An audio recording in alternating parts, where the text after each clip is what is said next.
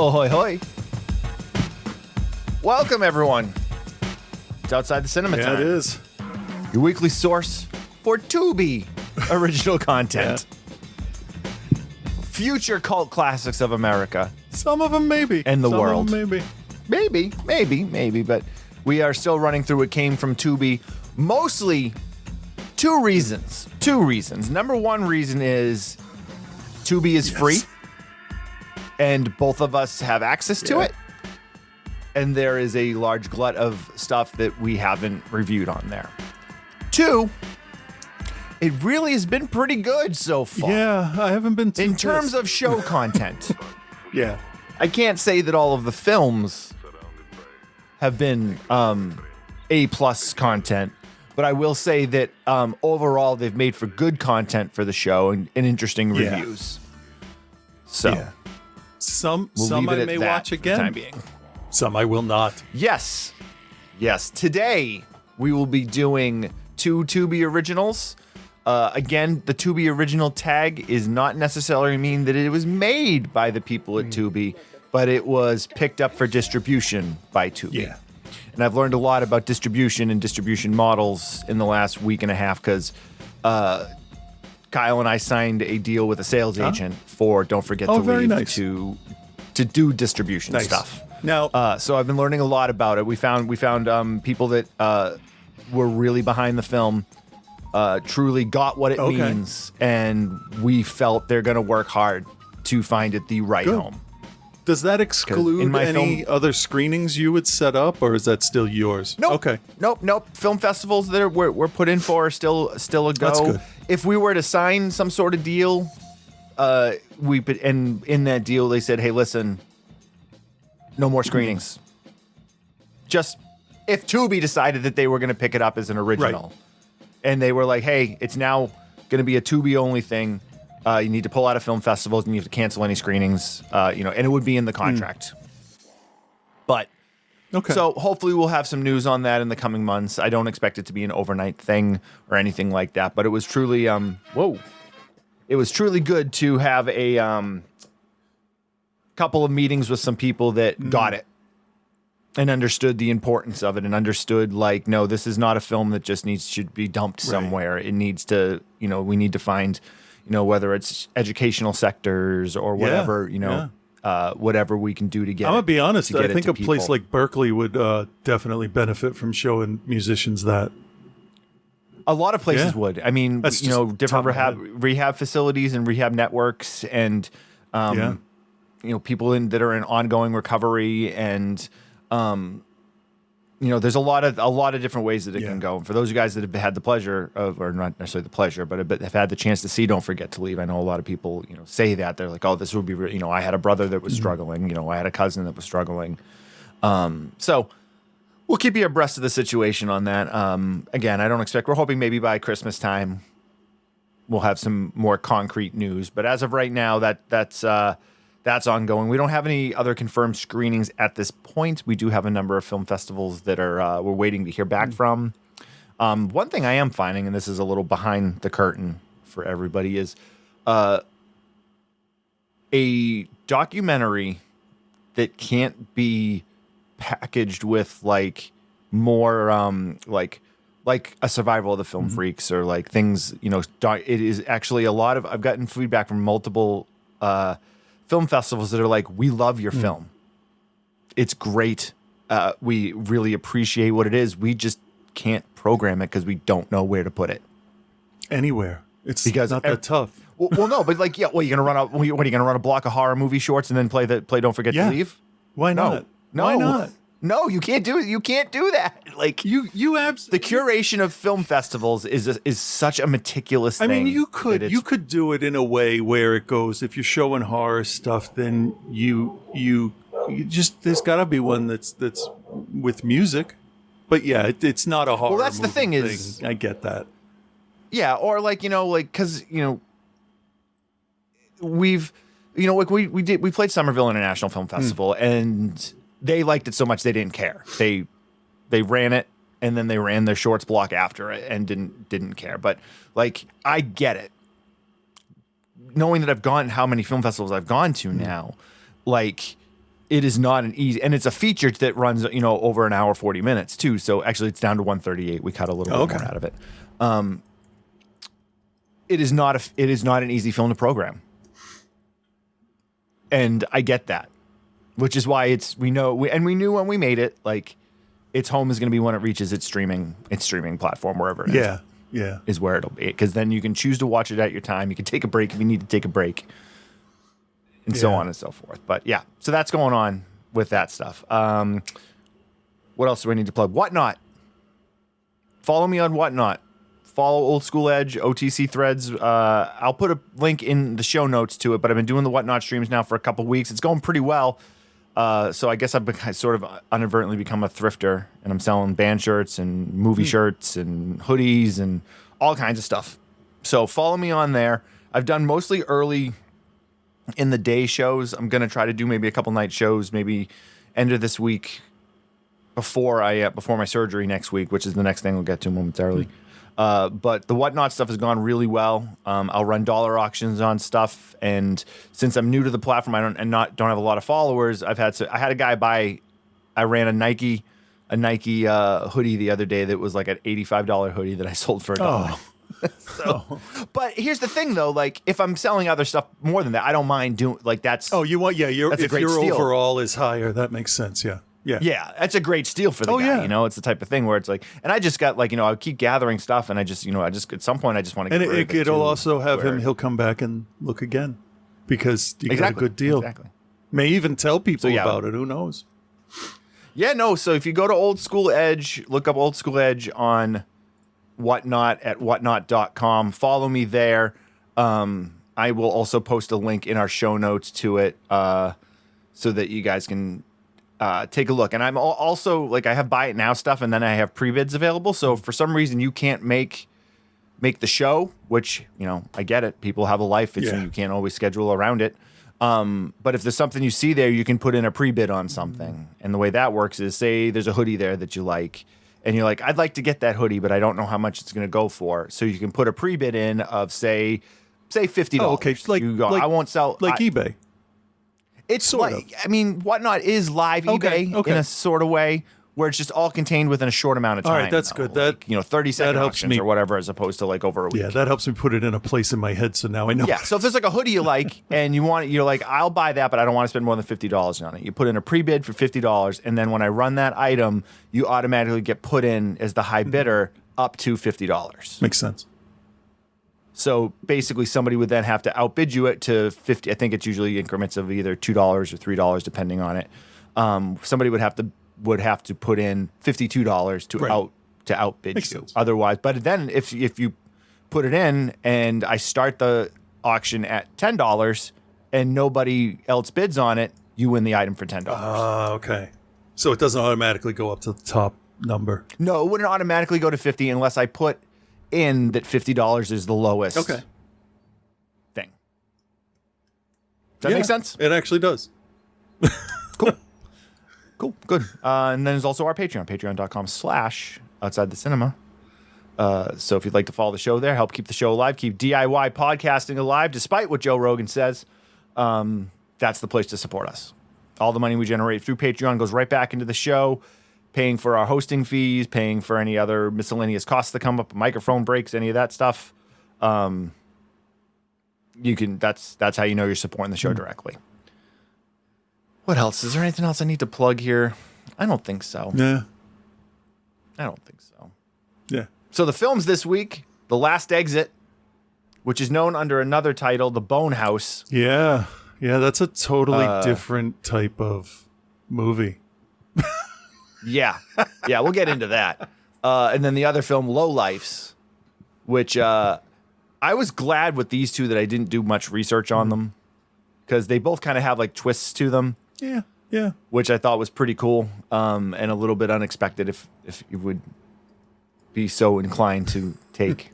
But that's what's on the show this week, The Last Exit and Lowlifes. You did some travel on last week, which is why our recording schedule was off. Yep. What do you want to share with the public? I would say that the Tennessee Aquarium in Chattanooga is very nice.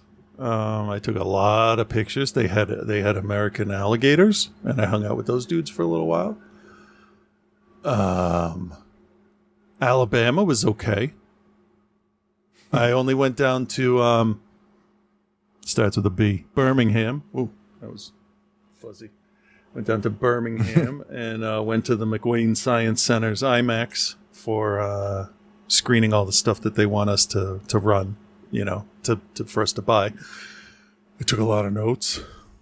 And then a hurricane showed up. And I said, bye. And I left a day early because 100 people died in that hurricane. And it was going to reach up into, I saw Route 40 was one of the roads I took. And the river next to it looked like Brown Rapids. It was just so much higher. I barely stayed in front of the storm the whole time. And then made it home, and I thought I was going to die on the road because that's my brain, but but it was all right. And my favorite place was the I'll hold up the sticker because I bought stickers and shirts. It's the Classic Arcade Pinball Museum, and very cool. You pay I think it was $20, and it's all free, and they have classic video games. So I was playing Pac-Man Plus, which was fun. I played some pinball machines that were made around the time I was born, which is really interesting because it's so different. Nice.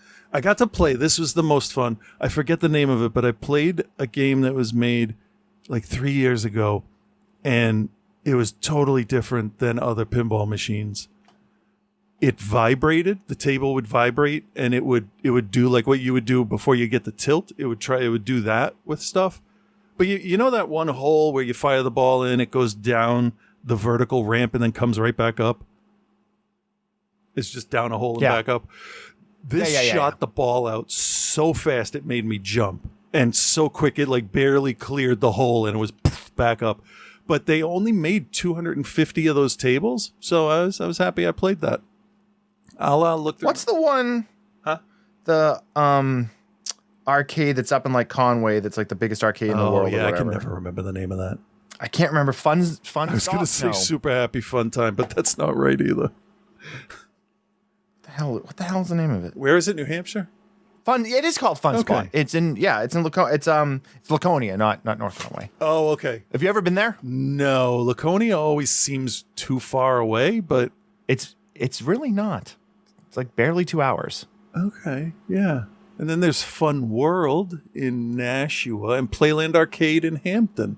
Oh, well, that's a boardwalk anyway. So But the fun spot in Laconia it's considered the largest arcade in the world, and they've got everything. It's been a couple years since I've been there. I'm actually thinking of taking a drive after my surgery next week.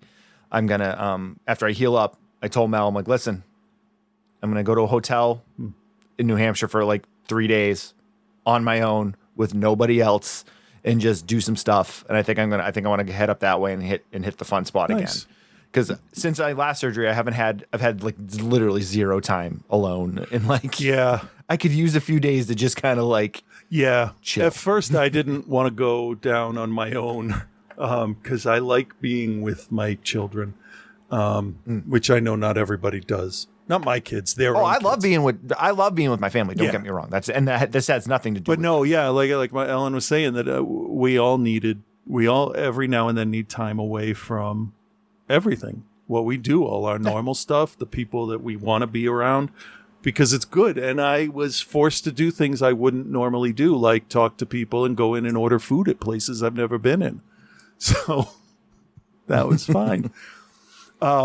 Yeah, it's funny. It's funny because Mel travels alone so much for her job, and in places like other countries where the language isn't spoken. Oh yeah, it's not English that freaks me out. But I used to be against traveling by myself, and she was no, she's it's awesome.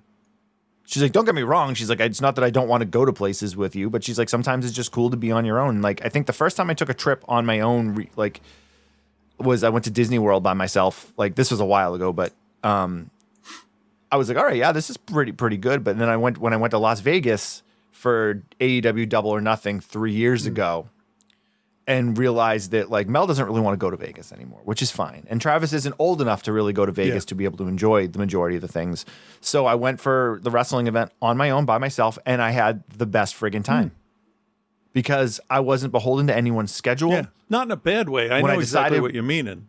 Oh, no, 100%. I decided, you know, like I was like, what do I want to eat? I can go wherever I want. I don't have to worry about anybody else right now. You can change your mind on a whim, and you don't have to disappoint anybody or worry about that. Or I get it. Right, because I'm a big walker. Like I like to walk a lot when I go away, and like Vegas is the best place to walk, and I love to people watch. So like the idea that like I was able to just go and just sit on a bench and just watch weird people, normal people too, but mostly weird. Yeah, like it was the best. So I'm highly behind if you ever want to travel by yourself. Yeah, yeah. And for the movies, like when I went to Toronto by myself to film for Don't Forget to Leave, like. It was great. Like I was able to see Vishnu. I was able to do the interviews I needed to do, and like was just like, oh, I'm like, yeah, I'll go to the Hockey Hall of Fame. Oh yeah, I've by been myself. there. It's great. The Hockey Hall of Fame's awesome. I'm not a huge hockey fan, but it was fun. Yeah, it's a great museum. Yeah. Great museum. Anyway, all right. Speaking of museums, let's talk about these movies. I don't understand, but okay.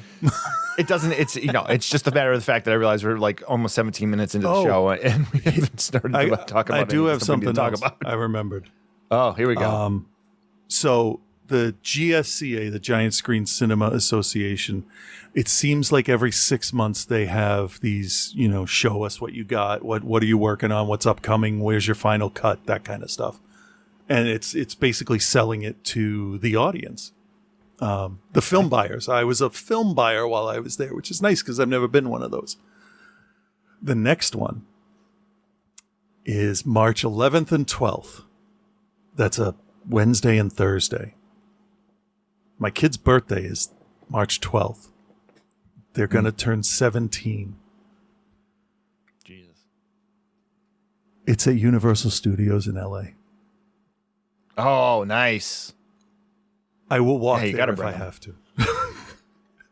I want to go to there. Not only because Universal Monsters and Harry Potter and all that other stuff, but like I've never been to LA. It's one of the few places that I like in this country that I still want to go to because there's so much. I don't want to poo-poo on it, but I've been to LA a number of times now. Yeah. Universal's great. Oh, yeah. Well, the rest of it, not so much. No, we want to hit like the museums. I definitely want to see Godzilla's star on the Walk of Fame. It's gross. You know, just the Walk of Fame and like that area is gross. Oh, I've watched John Oliver. I'm prepared for it. We know don't talk to the dirty Elmos. Nope. So nope. But yeah, but Universal. I've been to Universal here. It's been a long time since I've been to Universal here, or Universal in Orlando. When I say here, right. Universal Orlando, and I've been to Universal Hollywood. And Universal Hollywood, I liked a lot more because it still has that feel of like an actual functioning. I know it's not really, but like it has the feel of the actual functioning studio aspect to it. All right. Don't expect to see a whole lot of Universal Monster stuff because there's really not, unless like you're going to Halloween Horror Nights. And the rest of it's if even that. Yeah.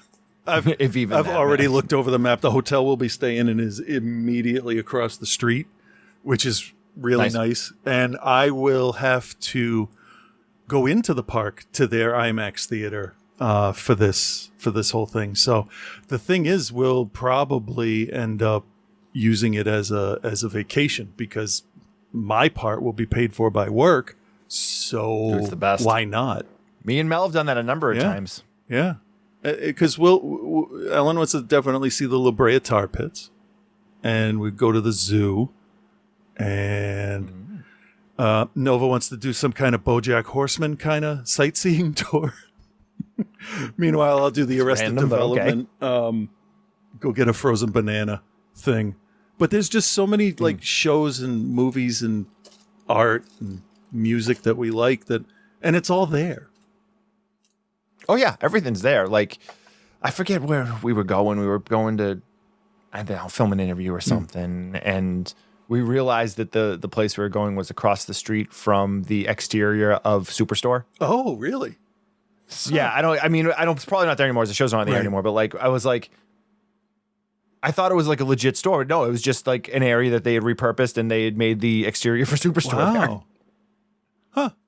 Same thing with what was the other thing that we know? Like we were going to pick up one of Kyle's friends that was helping with us, and his street was across the street from like the famous the Universal gates. Oh, yeah, like yeah. the gates to get into the studios or whatever. Yep. So. Yeah, we're definitely. I said I wanna stop at the house because it's a house now, not a building, where you need a medical supply was. Because I did actually, and then I'll stop and we can get to the show. I finally managed to do the uneventful trip to Silent Hill because it was on the way back. Yeah, I saw. And I took some rocks. And I haven't died yet, so there's no curse. But it was just one of those things where it's like, oh, this was the inspiration for it, and I want to see it. And it was a nice little place. There were a bunch of cars driving through. It's not really... It's like 5 people live in the city, which has now been incorporated into Ashland, the whole area. But the back road to get there was super nice. And I came home and I told the kids I survived so many horror movie situations, like back roads of West Virginia. No, don't do that. I drove through Poughkeepsie, but they already caught that guy. All kinds of stuff. Just fun stuff. It kept my attention on the road and where I was and everything. And I have to say also, Google Maps is like fucking wizardry. It's so good. Mm-hmm. Like, there's a speed trap up ahead. I will tell you this, the creepiest thing. I keep saying I'll tell you, because obviously I will tell you. You will tell me.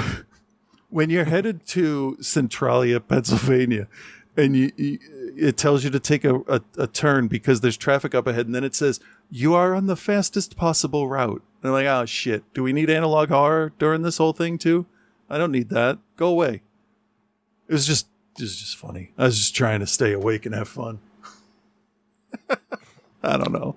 And with that said, let's move on to our first feature this week. Yeah, let's do that. 2024's Lowlifes. Here's a trailer. Nope, I have it muted. My apologies. And now I can't stop it. Damn it.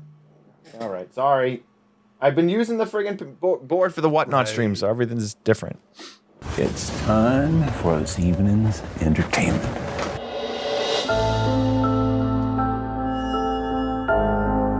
Tell me, where y'all from? We live in Calabasas. Well, we ain't had genuine visitors here in years. Maybe we could just use your telephone? We got gas, honey. You folks will probably want to leave first thing in the morning. It's cozy. Don't let the bed bugs by. Do you have any dreams? Don't you want to get out of this place? I haven't thought about it much. Something just doesn't feel right. I get the distinct impression we're not wanted here. So what you got in there anyway? That's our business, none of yours. Oh, he has a shotgun. Mom, why are you doing this? Something awful in this house. What did you do, huh? What did you do? Family always eats together.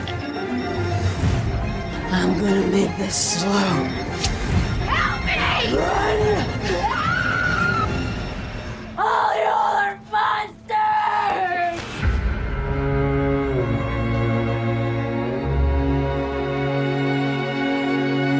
All right. Lowlifes, I am shocked that they don't give away the twist in the trailer. Shocked. This is a Canadian-made movie, by the way, also. Okay. So, now the twist in this film comes fairly early on. But there is literally no way for us to discuss this film without giving that twist away. So, I will say right now that if you are interested in watching Lowlifes, and I'm not to spoil the grades, I know I'm going to recommend it. So, if you don't want to have it ruined for you, and I would recommend not having it ruined for you if you're going to watch it, because the twist actually surprised me. I would recommend stop now, watch the film, come back to the review. I think I'm going to recommend that with probably both movies this week, because they both have twists that are pretty interesting. So, last chance. We're starting the review. I don't think you'll have it. The movie's not ruined for you if you know the twist, but I got more out of it not knowing. And again, it is early in the film, so it's not like a twist ending or something like that. Anyway, You've been warned. We are moving on. Lowlifes 2024. Directed by Tesh Gakonda and Mitch Oliver. Not familiar with either of their names. Let's see what they worked on. All right, so Tesh was worked on Influencer. Okay. Which we haven't covered, but we've talked about a number of times. And Mom vs. Machine. As a producer, and Tesh is a writer, producer, director, so got their hands in a lot of stuff. And then we have Mitch Oliver, who directed Lowlifes and The Druid's Hand, which I'm not familiar with. 2022, The Druid's Hand. You remember there used to be a time where it's like, oh, I don't know who they are. Fuck them. This got to be a piece of shit. But we've... Oh, no. I'd rather not know who they are at this point. Okay. So I've seen a lot of reviews where people say that as well. And it's like, well, new people got to come from somewhere. Give them a break. I don't know. What would you have said if you watched Spielberg's first film and was like, I don't know who the fuck this is, forget it? Yeah, but it was that was Duel, right? Yeah. Yeah. That's different than this one. Either way, Lowlifes, starring Amanda Fix, Matthew McCall, Brianna Lavoine, and Elise Levesque. Lowlifes is the story of a family on a road trip in an old, smelly camper, or Winnebago type that used to belong to the grandfather of the family. You have Dad Keith. You have Mom. Did they say the mother's name? I'm bad at that. I don't know. The mother. The father. All the reviews that I can remember only called her the mother or the mother. Mother. Yeah. So yeah, mom and dad, older daughter, probably senior in high school because she's got a driver's license and she's got a boyfriend, and she's got a significant other. So yeah, I would say either early college or like late high school. And then the younger brother, who I'm assuming is probably like supposed to be around like 14 or 15 years old. Yeah, seems to be, yeah. So they're out in the wilderness. They're doing some camping. We meet them grilling up some meat on the grill. And we get some tension between the daughter and the dad. We learn that this is a trip they take every year, and that they're kind of just out there doing their thing. And then, of course, we're out in the woods, so therefore some creepy bumpkins got to show up, right? Of course. Yeah, but are they Cabin in the Woods bumpkins, or are they Tucker and Dale bumpkins? I mean, why can't they be all of them? Okay. So 2 country bumpkins show up. Dirty, messy, creepy vibe that you get from any of those backwoods horror movies. Yeah. It was Billy and what the hell is the other guy's name? Again, no idea. Billy and Vern? Vern sounds like a good choice. Vern was the one that did most of the talking, and Billy was the one that ended up taking the ride from them.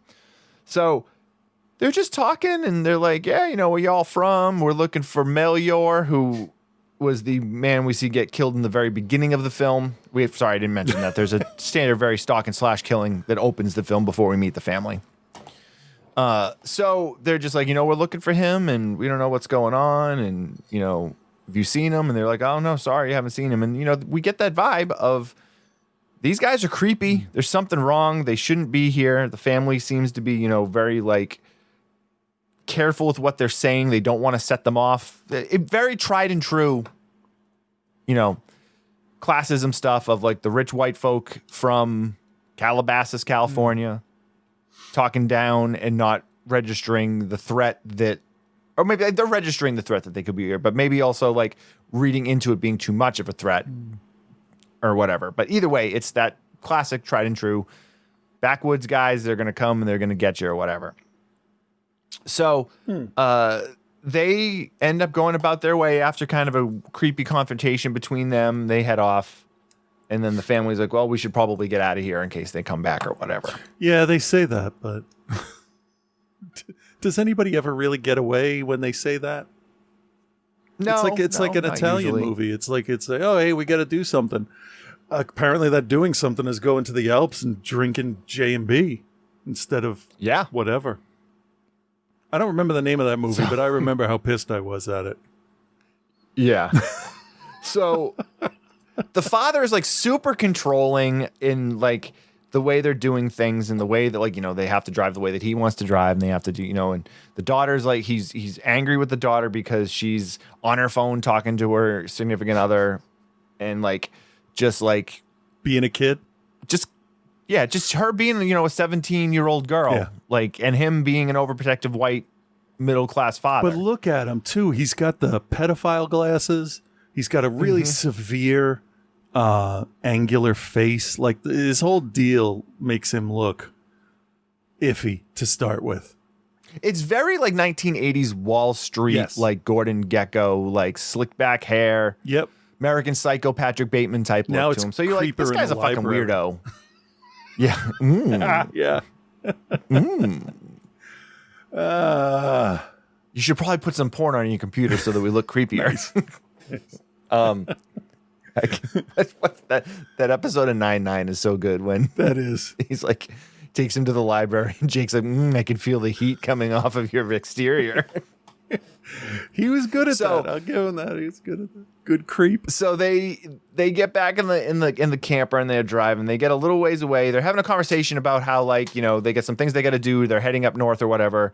And if they can take care of what they need to take care of, they might be able to be done early or whatever. Now, they never say exactly what they're doing, and it's not even really implied that it's anything weird. But, like, everything is told in a very, like, general way. Yeah. And as time goes on, you question, like, everybody's, what are you doing?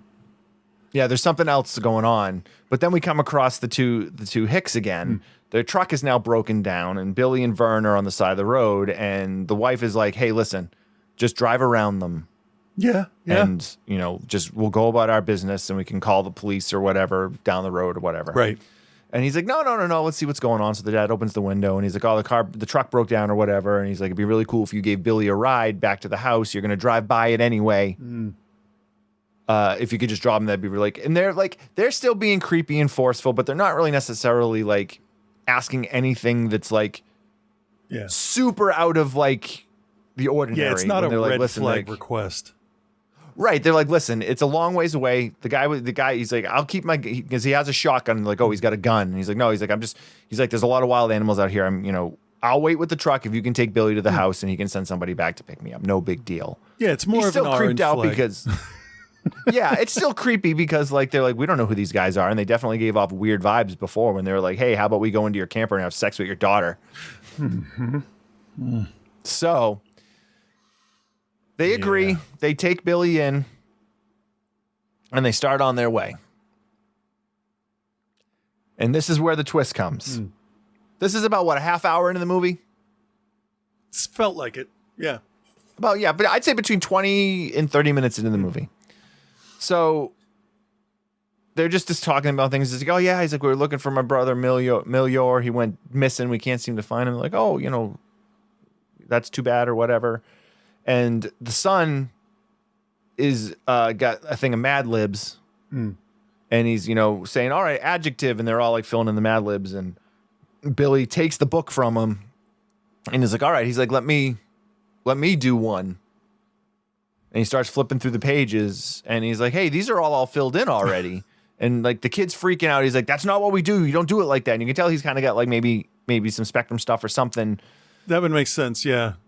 There's something more with his mental health or his maybe a learning disability, something. They don't ever really say, but like he's definitely got something going on. And then he gets to a page and he's like, hey, this looks like Milior's writing. Do you guys get this book from Milior? And then all of a sudden a knife just plunges into the guy's neck. Yeah, that's why I don't ask questions when I'm around strangers. This is why I don't ride in a random camper with people I've never met before. That's why I drove to Alabama. Right. In your own car. And so the kid stabs him in the neck. Everyone's like, what the hell's going on? Blah, blah, blah, blah. And like, so first you think like, oh, what the fuck is this kid doing? But then you realize when the way the father reacts that, oh no, this is like a thing. Yeah. I mean, it's And a we dead learn- giveaway when he's like, "Hey, this is his handwriting." Like, cat's out of the bag. He knows. Yeah. Can't help it. Got to stab him. And then, we learn, okay, so this family is actually, these guys are the protagonists. It is interesting And to they're throw going- two bad guys at each other like that, each thinking they're the dominant force. Right. But as we learn, like, the Hicks aren't the bad guys at all. Right. Like, No, I was just like, that would be really interesting to. no, it's for a thing to it's do. definitely presented that way. Right, up to a point, To start. Yeah. So we now learn that they're a family of cannibals because they're harvesting the body and they're putting meat away in the freezer, and the father gives the eyeball to the son or to the daughter or whatever and is like, "Oh, I saved you your favor." So we learn that they're a murdering cannibal family of white suburban white suburban life, which was not, the way it's presented. And it was a pretty good twist. You could tell that something wasn't right, but I didn't expect it to be like an extreme turn like that. No, not that much. Maybe like one of them out of the group, but yeah, I didn't expect all of them. So they then go to the house where they were supposed to be bringing Billy, and they show up on the doorstep, and we're introduced to the rest of the family. We got the two daughters, the father. One of the daughters' husband goes by Big Mac, who they say is the biggest human I've ever seen. And so they come in and they're like, "Hey, our camper broke down up the road. We'd really like, if we could call somebody or and these people are nice country folk, which is the opposite of the weird, creepy hick people. Yeah. They're the welcoming country folk that, we got to help these people. The Tucker and Dale. Yeah. The Tucker and Dale. Yeah, exactly. Tucker and Dale as opposed to the crew from Wrong Turn. Yeah. So they invite them in and they give them dinner and they talk about the family and they have questions and they're back and forth, and the country folk very much interested in what they have going on in their lives. And the girl plays piano for them, and then Big Mac shows up, and we know now they're looking to kill this family. And Big Mac shows up and they get a little worried. So they poison a couple of the kids. They poison Big Mac and one of the girls.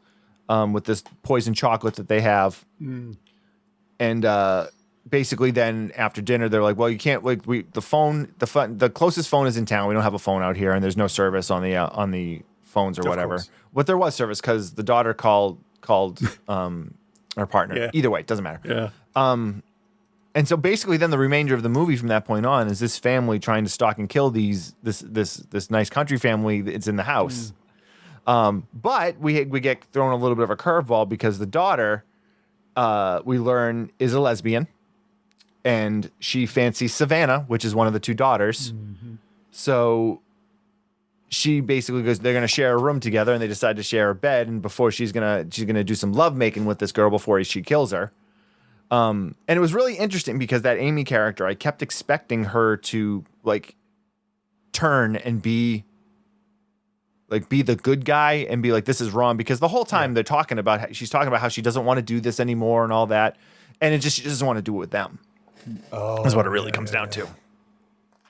So what else? I mean, it's just violent. It's not violent. It is very violent. It's not violent like the other one. What's that one called? In a Violent Nature, which, by the way, that movie has not left my mind. There are some really, really good things about it, but one of the kills is just the most disturbing thing I've ever seen, and I can't get it out of my head yet. So, the one with the wood splitter? Yeah. It's because the guy is paralyzed. That makes it, for some reason, so much worse to me. Like nightmarishly. It's horrifying. That's one of the most horrifying kills I've ever seen. I just hope that good. all the nerves were dead so he didn't feel anything. I know he's an actor. I mean, you can hope. But you can hope. Yeah. You can hope all you want. So I guess basically after this, after that movie, everything else is kind of like, I don't know, Saturday afternoon movie stuff. But it's still. Yeah, but I mean, so I'm the thing with this film too is it presents that stuff for sure. But they really pay attention to building the kind of the relationships within the family too. And you know that the daughter is at odds with the father. And there's this great scene whereas when the daughter was kind of fooling around with the other girl, and she pulls out some weed and they smoke some weed that's laced with some other stuff, and the father's gonna kill the daughter or kill the other daughter, and says something, and she's begging for her life or whatever, and she's like, just so you know, your daughter is not what you think she is, and she's a lesbian and she's addicted to drugs. And he's like, you're an addict and a lesbian? Like, well, nice to see he's- addict was the first thing. I know, but he was so like mad at her for that, and it showed like, okay, well, that's the dynamic they've been building to, is she's not what he wants her to be. And the whole cannibal aspect of it is played into it, and there's a part where like he cooks some meat and tries to make them eat it, and it's all like, it's, you know, this movie's not doing anything that you haven't seen before, like, right. But I really did enjoy that like spin on your redneck torture family type thing, you know, whether, you know, it was, you know, Texas Chainsaw Massacre or like Hills Have Eyes or Wrong Turn, or like any of those. Like they really changed the feel by switching it to being like the white middle class family that are actually the problem here, not the nice country folk. Yep. I'm trying to think. There was one other thing I wanted to mention. I can't remember. What else? You got anything else on I this? did see, looking through this, one of the writers on this was one of the writers of Terrifier 2. Oh, really? Yeah. Well, I think I just thought that was neat. I never really thought much there's about a feel. There's a feel going on, because this is definitely a horror. I don't know if I'd give it a straight horror comedy, but it's got some comedic elements to it, and I feel like most of that stuff really kind of hits pretty good. But the narrative, I thought, was what kind of carried it through, because it never got to a point where it was so much. Definitely the father kind of starts to vamp it up at the end.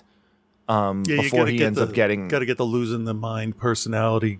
Yeah, he definitely, and then he kind of just breaks when he finds out that the daughter is a lesbian and a drug addict. So it's pot. I mean, come on. No, but but she says specifically, she's like, oh, there's some other stuff mixed in there. Yeah, but she didn't choose that. I smoked angel dust once, and I didn't choose to do that. No, but that doesn't mean that. Yeah, but the other girl, the whole point was that she smokes these joints that are laced with other things regularly. Oh, That's right. She wasn't given it. I had that mixed up.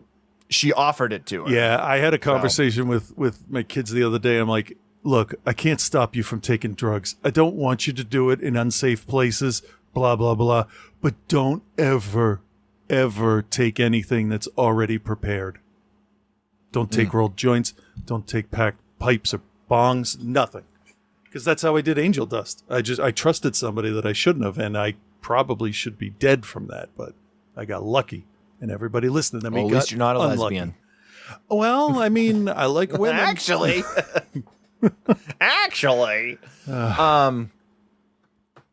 don't got anything else, so we're gonna grade it. That's fine. All right, Chris, do you recommend, and what is your grade for Lowlifes? Yeah, I'll recommend this. There was a movie we watched where it was a woman I have never watched it. I know, but maybe you'll remember this.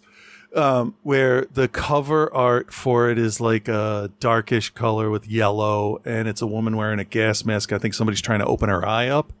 And it was a farm, and the lady was stuck there, and it like had that same kind of feel. Honeydew, that's what it was. I knew it was a melon. Honeydew, okay.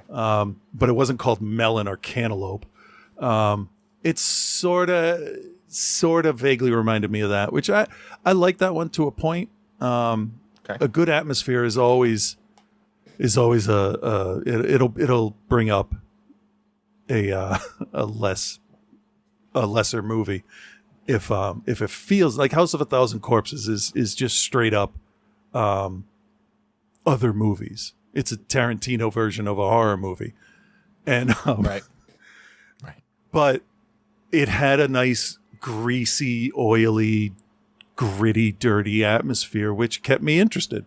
And that's kind of what this did. I'm not saying that it's the same kind of old tried and true story, because they tried to do something different, so it wouldn't be. And that's good. I like it when these movies from, like, I don't want to say no names because that's insulting, but lesser known people. I like it when they're competent. And it's not like one that I've mentioned to you earlier before we started recording that I won't tell you again because I don't want to influence your watching it. We'll get to that in a couple weeks. But my point is, it felt really good. The whole place it was set was nice. Felt kind of cramped, but workable as an area. It didn't make you guess, where are these people? Because I hate when movies, somebody escaped from, I forget what I was watching, but it was like 4 people. Oh, wait, it might be the next movie we're going to do. Yeah, never mind. So I'm going to give this a B-. I enjoyed it. And I'll recommend it. That was a whole lot of nothing that I just said, but there we go. Sorry, Lowlifes. I'm going to recommend it. I thought it was pretty good for what it was. I like the spin on the redneck torture movie. Yeah.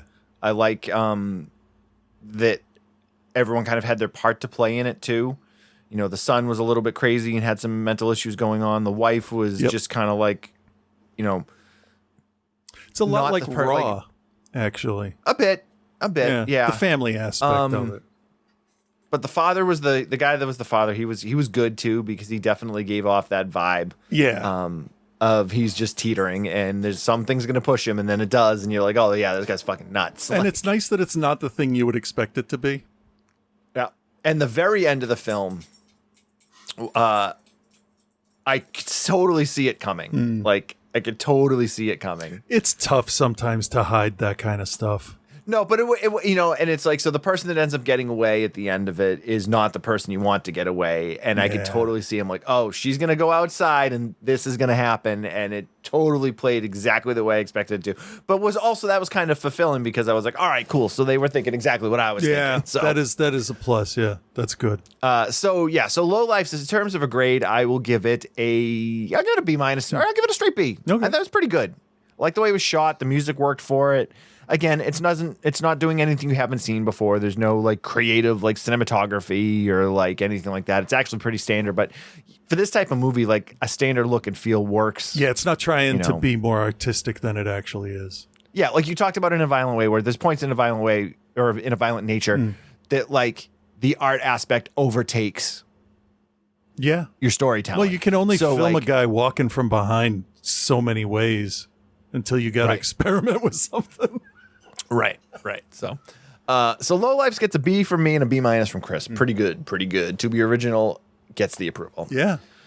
But does The Last Exit, actually it should be Little Bone Lodge, aka The Last Exit, because I looked it up and it's only known as The Last Exit on Tubi Originals. Yeah, but trying to find it on IMDb, it took me longer than normal.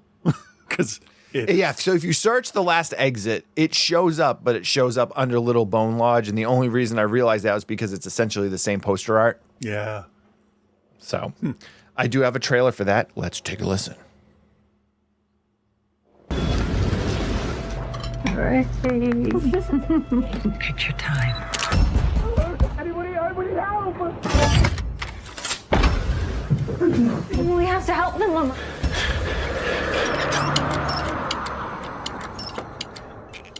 Thanks for helping me. You're safe now. Police believe Michael McAllister Jr. along with brothers Jack and Matthew Bond may be headed north. Police believe the men to be the Talking about I didn't do anything. I just need You ain't gonna like what you've made me do now. You haven't given me a choice. If he touches my family, I'll kill you. Get rid of this fucking pumpkin.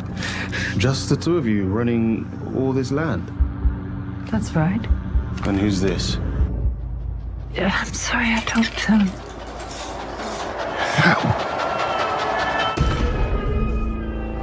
It's said that mother is the name for God on the lips and hearts of all children. She can be glorious. Clever girl. Or filled with wrath. anyone were to ever harm her family, there's no telling what she'd be capable of.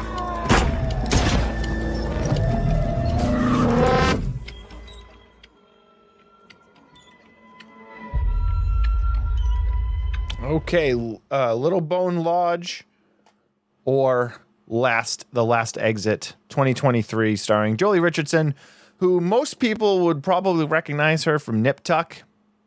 She was the mom. She was the mom I in guess so, Nip Tuck.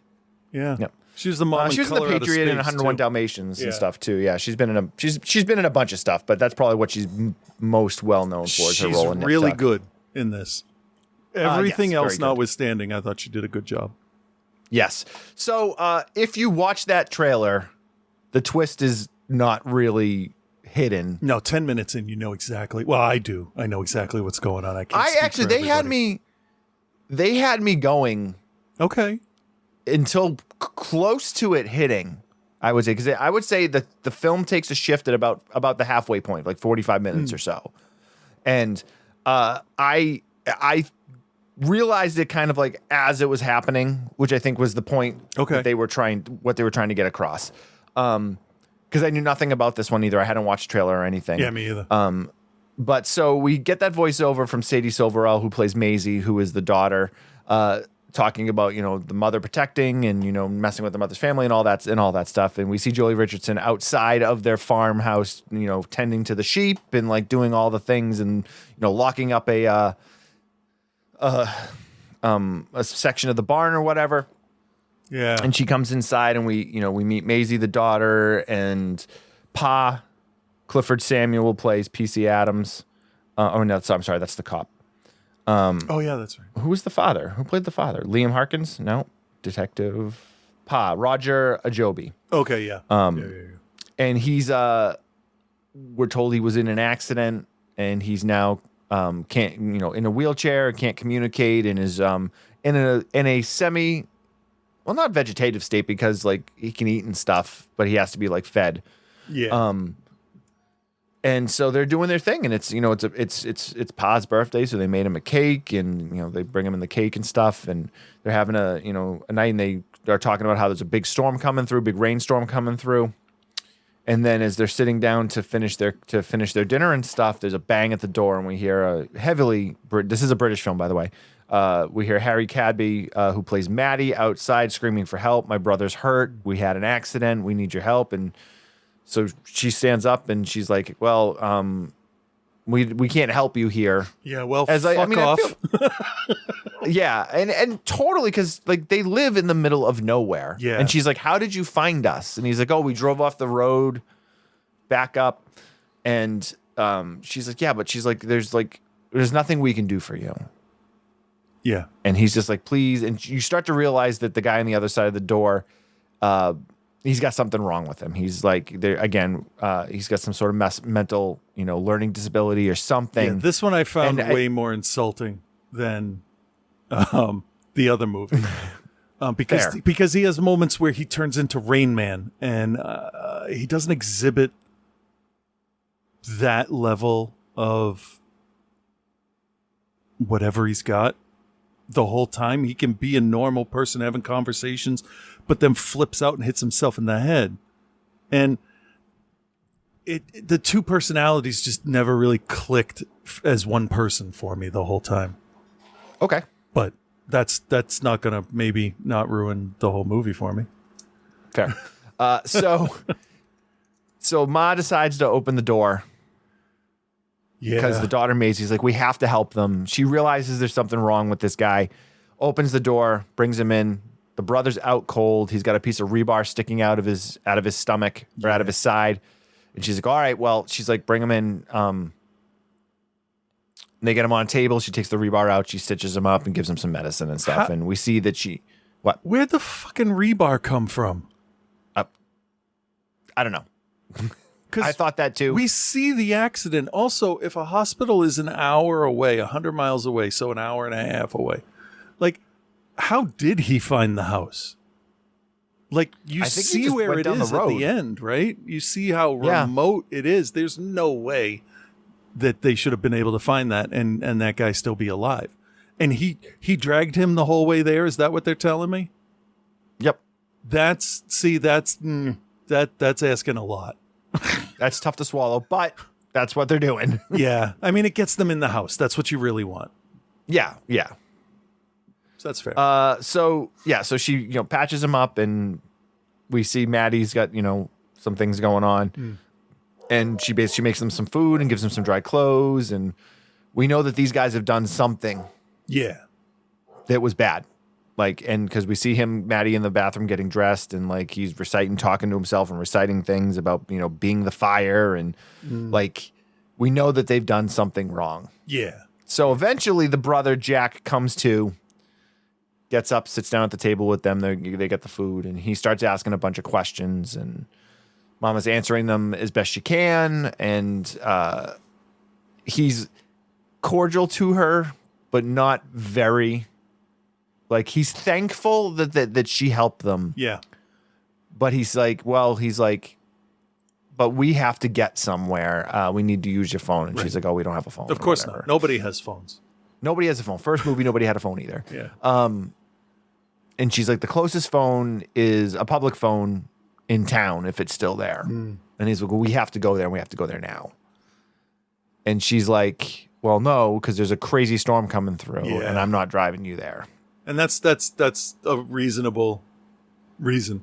Yeah, she's like, we can go first thing in the morning. And also, I just took a piece of rebar out of your abdomen. So you should rest a little bit. We got a little bit of a Prometheus health pod kind of thing going on, because there's a good third of the movie where the rebar wound doesn't hurt him, and then all of a sudden it starts hurting him again. Yeah. When it's convenient. Yeah, when it's part of the storyline. At least in Prometheus, there was a shit ton of painkillers that were given to her, I guess. But yeah, the movie gives it away completely when she goes for a ride with the guy to go to where the car crashed. And she talks about herself, and she's honest. And at that point, I'm like, okay, I know exactly how everything went then. Yeah. So prior to them leaving on that ride, him and Maddie are talking, and he's like, you need to fucking check your shit. Calm down, focus in. We're going to call this guy Mac. And was that his name, Mac? It's good enough. McAllister. Yeah, Mac. Yeah. Mac. Yeah. Well, there was a guy named Big Mac in the other movie. So, oh, that's right. Yeah. And he's like, well, what do you think he's going to do? And so we kind of learned that Maddie has killed somebody at the mental institution where he was being held. And Jack is working on trying to get him out of the country. Yeah. So they need to go to the accident site because Maddie didn't grab the bag that was full of money. And we know that they got a bag full of money, so we know that they robbed somebody somewhere or a bank or something to get this money. Yeah, I love the fact that they brought two bags that are exactly the same, and one of them had clothes. Right. Okay. So they go back to the car accident. He eventually talks Julie Richardson's character into driving him to the accident spot. Yeah. Because they need to get a bag for, I don't remember what the excuse he used was, but he used some sort of excuse that was basically like, no, we have to go there now. And she gives in. So she drives them there. She just doesn't want any problems. So I think it seemed like she was judging how much and how far he's going to push to get this done. And is it worth resisting at this time? Right. Yeah. Exactly. So they leave Maddie at the house with Maisie. They lock Maddie in his bedroom because he, has got some issues and could go off. Yeah. Maisie's way too curious about him though. And regardless of how the end films and when the story unfolds, she just struck me as she's too curious for her own good. Yes. In terms of this. So she lets him out after they leave and they sit and they talk. And she's talking about how Mama just, I don't know anybody. I never leave the house. And you're like, okay, well, you can take it at face value. She's super overprotective after they had the accident because they talk about how there was an accident and Pa survived, was injured, but her younger son was killed in the accident. Yeah. Ollie. So when she says this, she's not lying. She didn't make that up, which I was impressed didn't make with. it up. And she's like, I have a radio though, and sometimes I listen to the radio after Mama goes to sleep. So she puts the radio on, and we hear a news report about Jack and Maddie and how they're on the run and how Maddie killed a nurse at a health facility. And the story is now out in the open as to why they're running. Yep. Maddie freaks out, breaks the radio. Is such an unconvincing freak out. Yeah, he was. Yeah, he did his best, but I don't think he was. Yeah, it was outside of his. He was fine. He was fine. So we got Jack and Mama driving in the car or driving in the truck. They get to the accident site, and she sees that there's a dead body in the car. 2, right? No, it was just 1. Oh, okay. I thought it was 2. All right. Which ended up being McAllister or Mac's son. Yeah. Whoops. Yep. And we learned that McAllister's like the crime guy or whatever, the mob boss or whatever. And we don't know what they need the money for, do we? Oh no, we do. They're going to Norway. Oh no, I mean money, why he has to give money to Mac.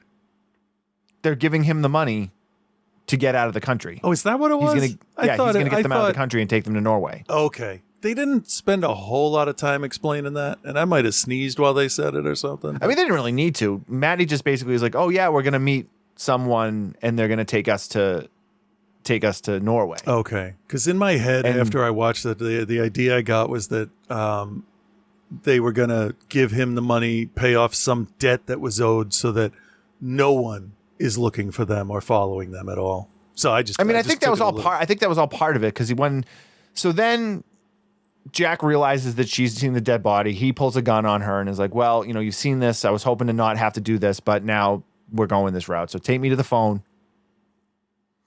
At gunpoint, they go to the thing. Yeah. And he calls Mac and he's like, "Listen," he's like, "some shit went crazy. We had an accident. This is where we are." He's like, "Well, I'm going to come get you." He's like, "I'm going to come get you." Right. And he's like, "How's Michael?" And he's like, "Oh, sleeping." Yeah, Michael's okay. So, meanwhile, she's in the truck trying to figure out a way to she's reaching into a toolbox behind the seat and she can't get something and he comes back in. So, anyway, they drive back to the house. He got in that car awful quiet. Yeah, she didn't see him coming, which is the other thing, considering she was looking straight ahead. Yeah. Anyway, so they drive back to the house. Mac is going to now meet them at the house, but Mac has also said that, "Hey, just so you know, because of all these problems, my price is now doubled." Mm-hmm. So they get back to the house, and basically she tells Maisie they tell Maisie what's going on, and they're now threatening them, and a cop shows up, and this is the most frustrating part of the whole fucking thing, because this is where your whole reveal really comes. Now at this point, I know something's going on. I don't know exactly what it is, but I know something's going on, and this is a two-sided thing happening here. Yeah. The cop shows up. Jack says, "Hey, basically, listen, you need to get rid of this cop, or there's going to be a problem." Yeah. And so the cop comes in, and he's just like, "Oh, hey, just so you know, we're looking for these 2 fugitives. We think they may have come this way. I know you guys are the only ones out here or whatever, but the cop comes in, I'm just doing my job." He's like, "Do you mind if I come in and just take a quick look around?" And she's like, "Oh yeah, no problem." And he sees the husband in the wheelchair, and he's like, "Oh, he starts asking normal police questions of "Oh, is it just you 2 out here?" And she's like, "Oh yeah." And he's looking at the thing, and he's like, "It's really cold and rainy outside." He's like, "I see you got fresh coffee. Is it any chance I could get a cup of coffee?" Yeah, because he needs to figure out a way to stay around longer. Yeah, because he feels like something's not right. Yeah, and then he notices a picture that has a broken frame, and so he's like, "Okay, there's some. Could you get me a cup of coffee?" And so he pulls the picture out. He looks at the picture and he unfolds the picture and sees that there's a picture of the little girl there, and he's like. He starts to put things together, and so as he's walking out, and he's like, "You said nobody else lives with you guys?" And she's like, "Oh no, yeah, my youngest passed away after the accident," and blah blah. And he's like, "All right, well, if your youngest passed away, well, who is this?" And he shows the picture with the picture of the girl. Yeah, because he looks. And now she knows. He sees all the dinner plates out. And he can count. Yeah, he's like, "Oh, you guys are having a party or whatever," and she's like, "Oh no, just because after we lost my son, it's just tradition that we do. It makes us feel better." If completely like, reasonable, is that your only weirdo answer. Yeah. But then he's like, "Sorry, well, not weirdo. That's mean." No, I know what you mean though. So he shows her the picture. I was like, "Well, if it was your only child, who is this?" Right. And so she knows now she's kind of caught in what she's gonna say here or whatever. And he's like, well, he's like, I looked at this photo and he's like, I knew I recognized this person. And where is she? Yeah. He's like, where is she? It's the only face we saw on the news for that entire summer. And we're like, now you're like, oh shit. Yeah. Yeah. It's a lot bigger. So then Jolie Richardson just blows his head off. Yeah. She does not waste time. No. But now we know that the daughter Maisie is not really her daughter. Right. And there's this whole other side of this that's come through. So Jack comes back out. He sees that she's now killed, so there's a big, actually before I got a little ahead of myself. So Jack comes out of the closet where he was hiding, starts wrestling and fighting with the cop.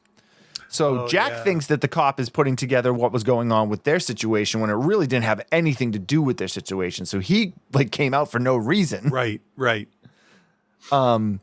But so they're wrestling and they're fighting. And again, this is where I was like, well, that guy had a piece of rebar jabbed into his 6 inches into his abdomen. Yeah. And he's somehow wrestling around with this cop who was perfectly healthy winning the fight. If it's go to jail or, succumb to the pain, I think maybe adrenaline could carry him through because he only fought him for a minute or two. Right. And then the cop did get the upper hand and that's when she shot him. Yeah. Yeah. So now Jack is like, oh shit, there is something messed up. Yeah, he could have really turned it to his advantage and been like, oh God, that is great. Good. Thank you. And then that's it. That it would have been, they could have been friends or something. Oh, you're a maniac too? Nice. But no, he acts like a dum-dum. Yeah. And he starts, so then she knocks him out or whatever, and then Maddie's knocked out too. So she chains them up in the basement. Yeah. And now we're like, okay, she's holding the two of them hostage in the basement. She's now killed this police officer. And the thing that bugged me the most with this was killing the police officer that nobody ever came looking for him. Right. Because he would have called in. Well, I feel like standard procedure, if you're an officer, and I'm not a police officer, if I'm wrong, don't let me know. All right, I'm at creepy farmhouse off of West Elm Street. Yeah. Gonna check. I'll report back in, when I'm done. Right. And then when he doesn't report back, they would be like, hey, bro, you good? We didn't hear back from you. Yep. And then you don't hear back from him, and you're going to send backup other units to where he is 100%. Because you can't get in touch with him. And quickly too. Yeah. But they're so far away. You could have timed it so the cop and Mac showed up at the same time. Could have. And they could have taken each other out. Right. But the cops never show up. No. And that's kind of like, didn't these Scotland cops ever watch RoboCop? You need backup. You got to help your guys. I guess. I don't know. Anyway, so now they're trapped in the basement, and now Mama and Maisie are trying to cover up the accident. So they take the cop's body and put it by the accident to make it look like he shot. So there's that piece of it where you're like, okay, well maybe that's why they didn't come to the place, because the cops found the body by the accident. But then we see Mac drive by the accident and there's no police there. So yeah. And okay. Scotland, there's remote places in Scotland, but is it supposed to be Scotland?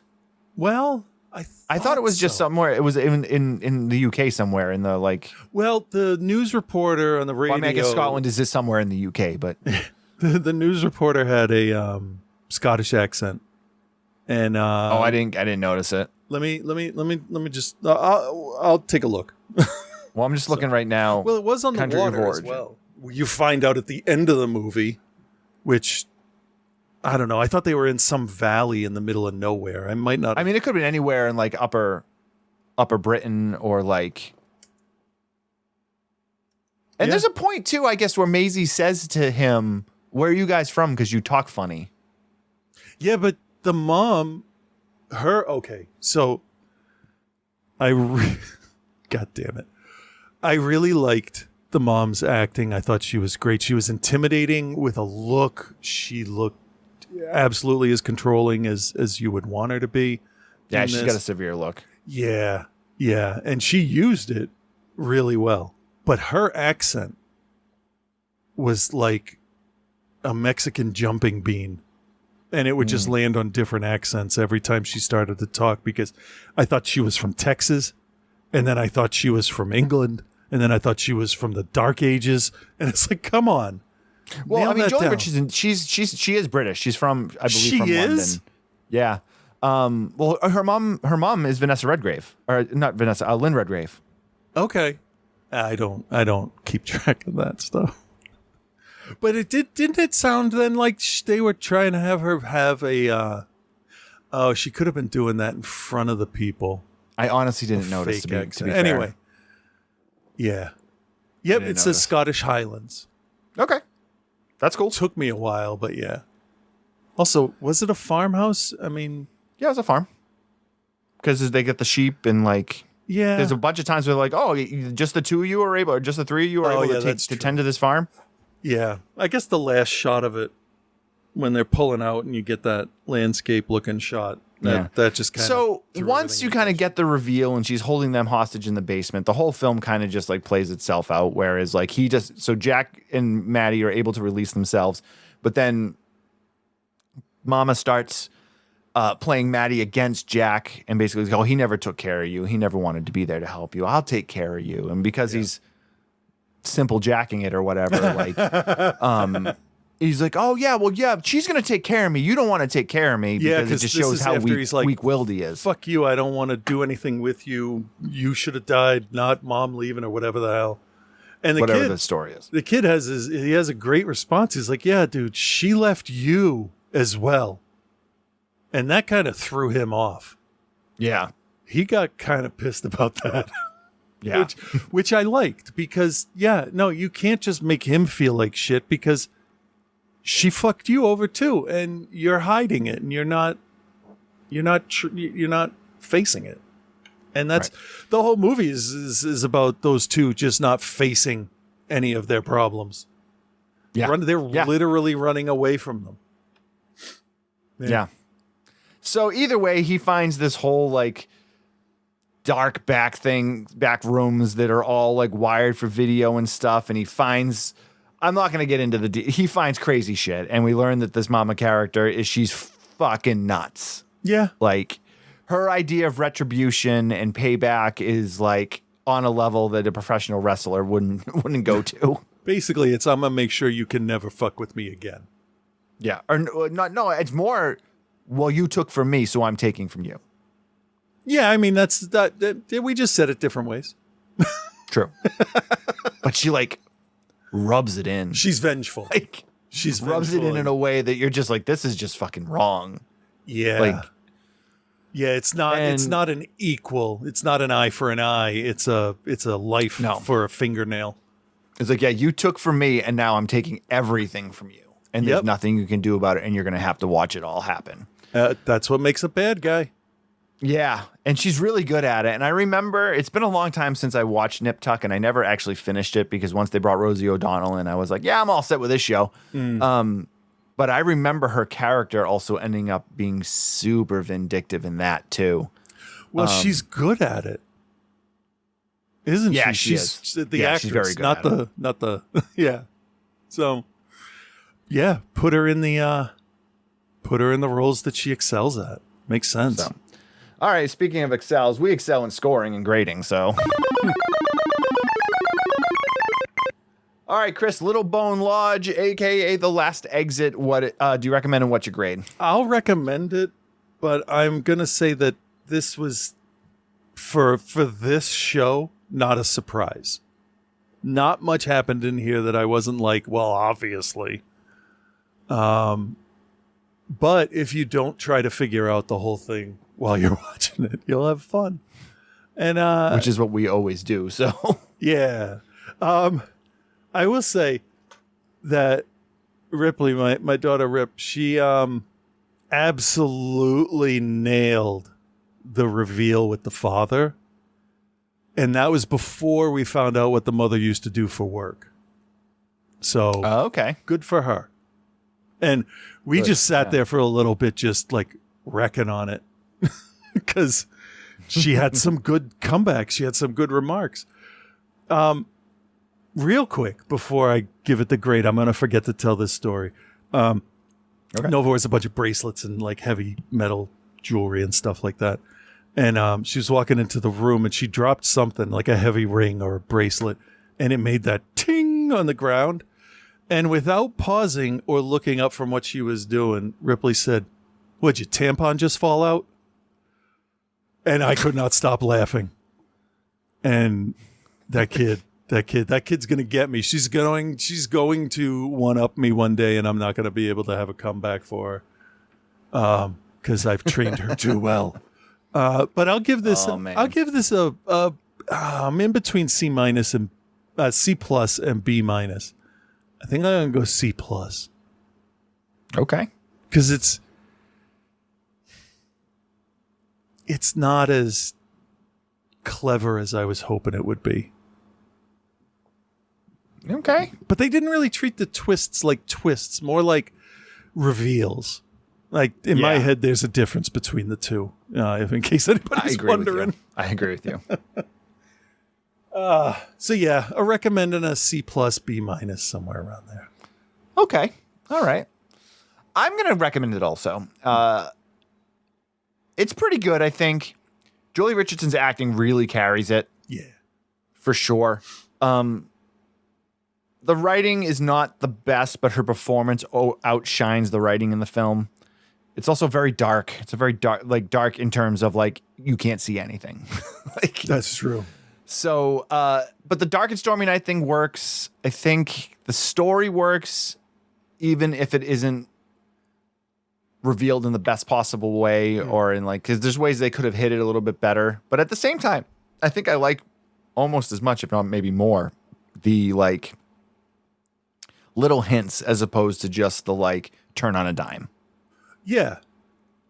Yeah. That's, I feel like movies should do that a little more often and just kind of just have it be part of regular conversation and stuff. And if you're paying attention, you pick up on it and you get more out of it. There are a ton of movies we've done like that, but also we have also done a shitload of movies with almost this exact same plot.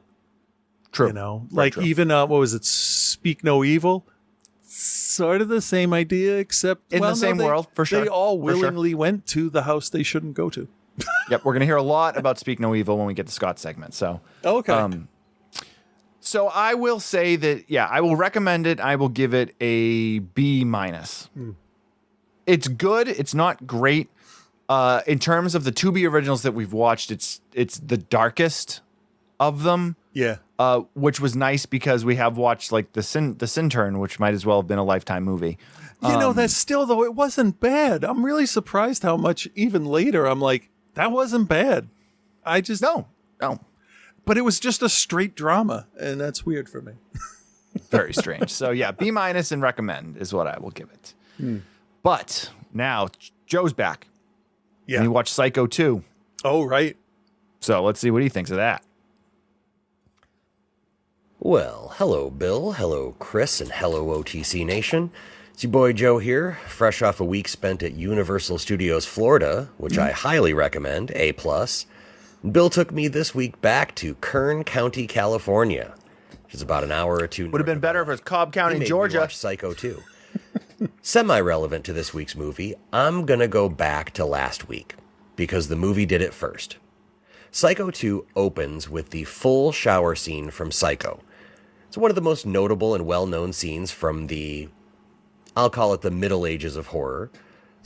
From the new, at the time, frantic camera cuts and angles, to the screeching violins that, while very appropriate for the scene, to me is like trying to clear out your earwax with a high-speed Dremel tool, to the pretty risque, for the time, amount of nudity, as Jamie Lee Curtis's mom was in all her glory, even though Norman Bates quickly turned her from a solid 9 into a hacked-up 4. The scene is very tame by today's standards, but we have to remember that the Hays Code was still in effect when this was made, and I'm not going to Google it because I'm still recovering from my vacation, but I have to imagine that it caused quite a stir and a half back in 1960. I remember reading about it. Fast forward to the remake. which I have watched, but it was one of those watches that you do it while you're doing other things, so it only kind of half counts. But I distinctly remember Kevin Smith being obsessed with the fact that in the same scene, the shower scene in the remake, you can clearly see Anne Heche's butthole. That was back about 10-ish years ago, when Kevin Smith's podcasts were at least remotely listenable. Regardless, I'm pretty sure Will Hayes would have done a spit take and gotten a nosebleed if he had seen Janet Leigh's butthole in the original Psycho. I can't remember if I've seen Psycho 2 or not. I genuinely can't. But I am confident that if Meg Tilly showed her butthole in this movie, I would indeed remember that. Yeah. You never forget unexpectedly seeing someone's butthole. That is a good point. So let's see what Norman Bates is up to 20 years later, huh? Boy, I said the word butthole a lot there, huh? Say it again. Okay. I'm pretty sure Butthole. nothing else that happens in this movie will be better than the opening. After a pretty great and pretty seamless transition shot from the black and white shower scene to the in-color present, we see Norman at a probate court. He's at a probate court hearing, and he's being released back into society. And without saying the name Ronald Reagan, they very, very, very clearly let the audience know who thought to themselves one day while governing California, you know what? I'm tired of paying to compassionately treat our mentally ill citizens. Oh, so let's just, obliterate that funding and use that money to help rich people invest more in themselves. What's that? The vast majority of them will end up homeless. I don't know, something bootstraps, something, I'm going to be president. What's that? The CIA is the biggest drug cartel in the U.S.? No I shit. didn't hear that. Moving on. Fuck Reagan. So Norman returns home to find that Detective Sipowicz has turned his motel into one of those motels. You know. If They you're got from pinball? Grand Rapids, Michigan, you just go ahead and picture the Pleasant Motel on 28th Street and Division. Oh, the No-Tell There's Motel. maybe one person listening to this that just went, oh, that motel. Yeah. For better or worse, the whole first half is paced very much like a movie from the time of the original movie. Like we're tagging along with this struggling dope as he gee whizzes and aw shuckses his way through really putting in some genuine effort into not killing people and ignoring that while on paper he is sane, but mother pops into his head a bit too much to make that a reality. Meg Tilly is here in all of her mulleted 1982 cuteness. Side note, Meg Tilly and Jennifer Tilly are two sides of the same coin in terms of attractive women. Meg is cute. Jennifer is hot. Both are very attractive. Good, I'm glad we don't know cleared that where up. I'm going with that, but I think I made my point regardless. Norman starts to grow on her as his, no pun intended, maternal instincts kick in, and he takes care of her. It has a demonstratively positive effect on his mental health, but twist, spoiler alert, she's the niece of Janet Leigh from the OG movie and has been plotting with her mom to get Norman recommitted because they're still salty about the whole murdering her sister thing. Oh, like still? I get it. Understandable, I get but it. still a dick move.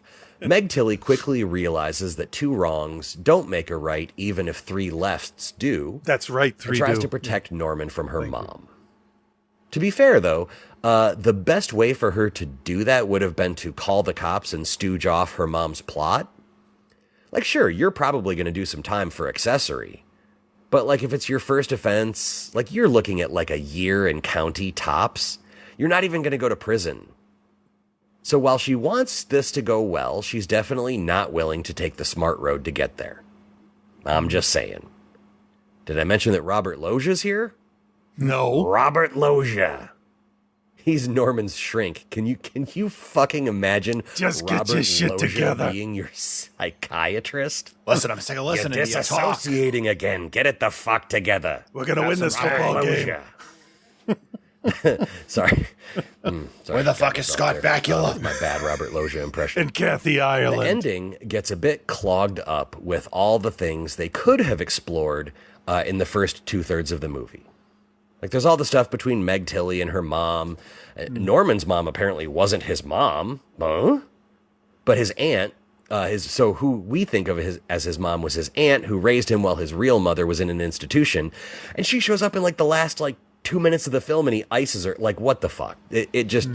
But in the end, Norman gets baby-faced by everyone else's inexperience at being a killer, which is kind of darkly funny. I actually was very amused by the fact that Norman gets off scot-free with all of this. He didn't really kill anybody, but like he gets off scot-free because of everybody else's ineptitude at being a serial killer. And Norman is free to live a life of something. Here's the thing.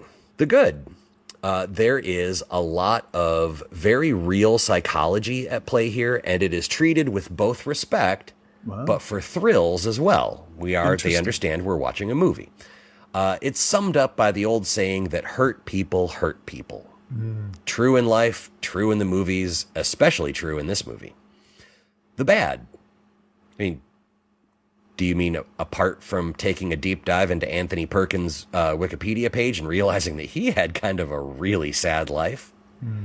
I don't know. I guess the pacing.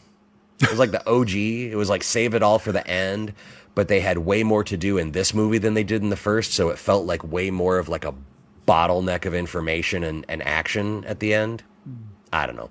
Psycho 2 is mostly worth a watch if you haven't seen it. If you've seen the first and you liked it, give Psycho 2 a try.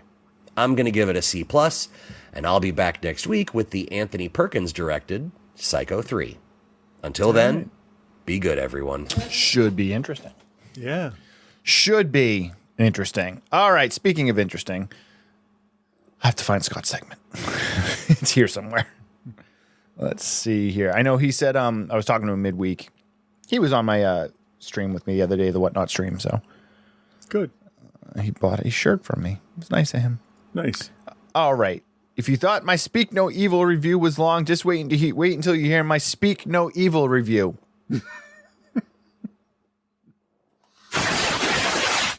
So Scott didn't mention it. I don't know if Scott realized it, that Speak No Evil is a remake of that same film. Yeah. No, I think he was greatly hinting at the fact that we covered it, but didn't want to say it. Well, maybe he didn't realize it was an actual remake of that film, because it is. Maybe, yeah. And I think it's even the same title, isn't it? Yeah. I think both called Speak No Evil. Let me just scan through very quickly here. Was that last year we covered that, or 2 years ago? Oh, probably last year, because it still feels uncomfortable to me. The original Speak No Evil review was around Christmas of 2022. And up until last week, no, I didn't realize the one I saw was a remake. Oh. And guess what? We're going to talk about it today. Okay.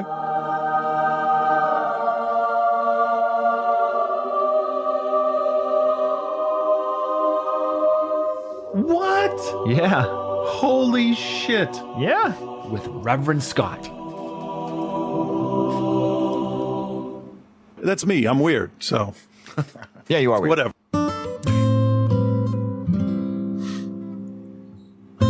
Hey there, Bill and Chris. This is Reverend Scott. He's kind of a dick. Kind of. Anyway, last week you mentioned that the movie review you did that reminded me of Speak No Evil was Speak No Evil. And as soon as I saw that was streaming on Shudder, I had to watch it. And boy, do I have some things to say. Where do I start? Killer body count. We'll start there. Oh yeah, you guys reviewed things last week. Fine, I'll make you wait a bit. Let's hear a trailer. Do you know how to use this? Yeah, I saw it on Stranger Things. Oh. So stupid. Killer body count. Okay, that might have been stupid, but what about the plot? We have this camp that some people started. And we can send her there for religious treatment to help rid her of her impure thoughts and all of that. Isn't that stupid too? Because all that does is end up forcing dudes to sneak into confessional booths to jerk it. But anytime you see a movie and a dude gets fucking lit up cranking it, it's always good. It's always good. I guess that's why you like this movie. So I give it a B, and the review gets a B+. That's a good review. And quickly, let's see how the other movie was. Let's hear a trailer. The Sin Turn. There's no trailer for it. There probably is one somewhere, but I'm not going to bother tracking it down. Maximum effort, kind of like the movie itself. Everything is like super, super pedestrian. Oh, yeah. I'm pretty sure Bill said the Centurn is kind of like getting a BJ at a nursing home from a resident with no dentures. It's got no bite to it. The biggest twist of this movie came from Chris. I watched it, and I was kind of into it. So I give the Centurn a C+, and the review gets a B+. Congrats. Okay, back to Speak No Evil, a movie so nice they made it twice. Or did they? Well, I'd say 80% or so was almost identical. Oh, and just so we're clear, since I'm talking about two movies with the exact same name, I'm going to be referring to them as the American version or the Danish version. And since we have multiple characters playing the same parts but different names, I'm just going to call them like Victim Dad or Evil Dad. And hopefully that clears things up. So as far as it being almost identical, well, the parts that are pretty fucking similar, even down to like the absolute beginning of the film where they're chilling by the pool on their vacation in Italy, and the evil dad comes over asking if he can borrow with the chair and then drags it across and jumping in the pool, being a loud jackass. He was way too fucking loud, though. Yeah. Like, good job, dummy. Oh, an advance warning, I'm going to get into some spoilers in a bit. I may not spoil everything, but I'm going to talk about a few key things that are kind of pretty relevant between these two films. But I do have to say it is interesting the changes they decided to make for the American version. I get that they wanted to explore how American couples might react differently than the Danish ones, while still maintaining that politeness to a fault aspect for virtually the same amount of runtime. It's all thoroughly fine. The Danish version paints the victim father as being unhappy with his mundane, repetitive life. And it's kind of an interesting sequence showing him just kind of going through the motions, while the American family shows a couple that's stressed over moving, loss of a job, infidelity in the marriage. They're just a little bit more fleshed out, I think. They're kind of more real characters than just emotional beings. But what the Danish version lacks in depth of character, I think it makes up for in this like ominous tone and atmosphere. Like right from the start, the music turns what should be some beautiful landscape into a feeling of dread and foreshadowing for some serious dark shit. There's definitely some things the American version handles a little bit better, I think. Like the dinner scene is way more uncomfortable. The drinking and dancing and kissing eventually turns into the evil wife going underneath the table and acting like she's giving James McAvoy a BJ, and it gets a little intense. But the Danish version handles the uncomfortable dancing scene a little less clunky. I think they set it up better, and it was in the living room. It didn't seem so fucking like forced. Also, the setup for the Danish version of Agnes ending up in the bed with the evil couple, boy, the guy is obviously naked in the bed and the boy is not there. The American version, the boy is in there too and everyone's clothed. And this one, it's like just the dude, the girl, and the little girl, and he's got no clothes on. And that makes it infinitely more fucking creepy. And the fact the victim couple was having sex while their daughter was calling for them made for a much better gotcha moment later to make them feel guilty and again should be leaving, decided they were going to leave, and they still fucking stayed.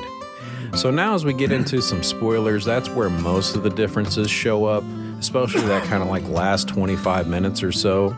The American version has a point where literally everyone on the farm knows the secret, but the evil couple doesn't know that they know yet. We actually get this pretty intense scene of the boy literally showing the little girl, Agnes, or whatever her name was in the American version, all of the stuff that's been collected and the photographs, and she takes pictures of them with her camera phone to show her mom, and it gets built up pretty well.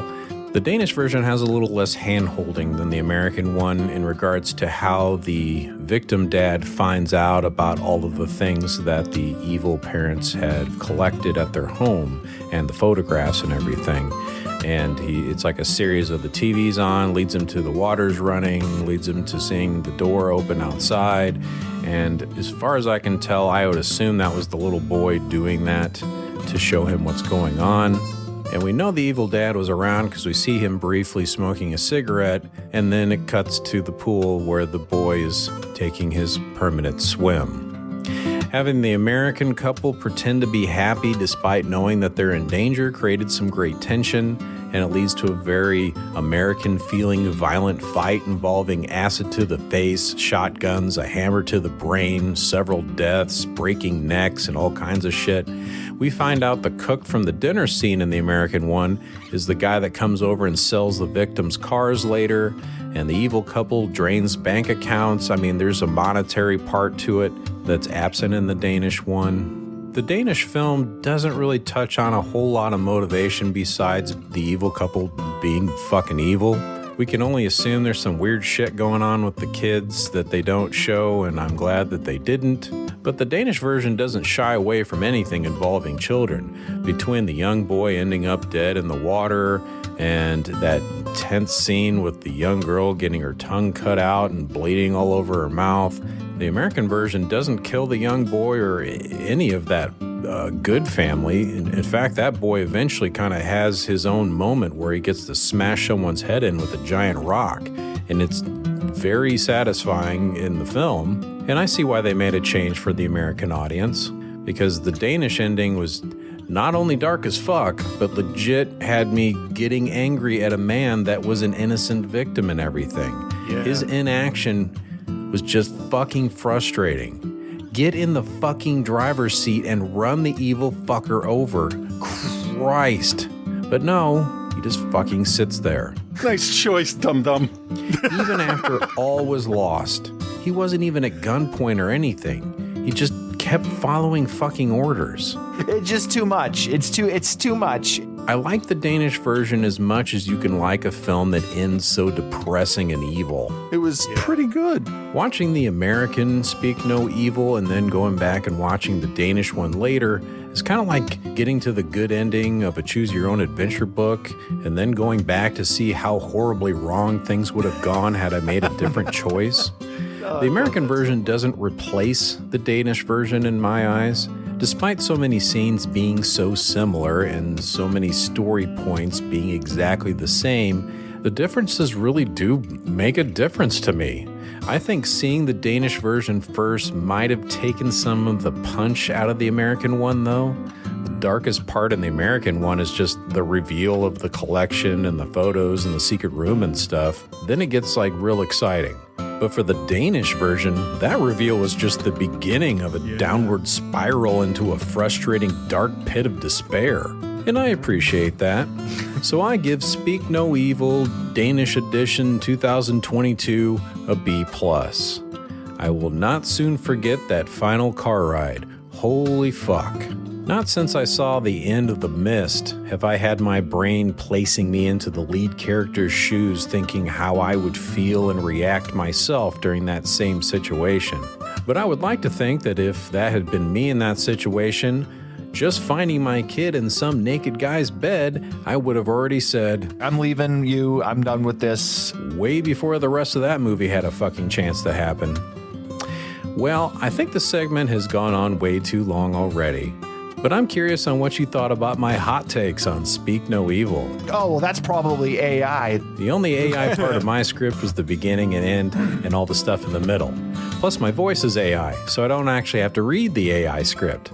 It's a level of efficiency and laziness that few podcast segments could ever hope to achieve. You don't see that a lot. So until the next Danish depression flick I choose to review, peace and love, guys.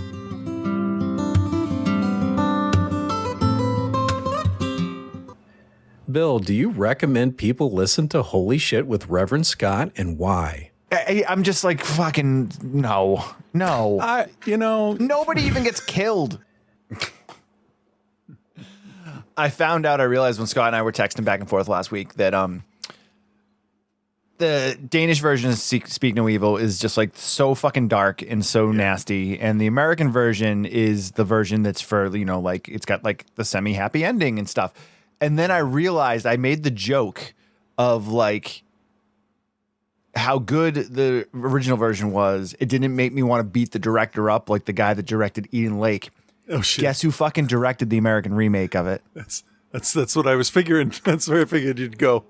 Yep. Didn't realize it at first, but the guy that directed Eden Lake, who I still wouldn't mind fighting because that movie made me so angry, made the toothless version of a movie that was done the right way to be mean-spirited.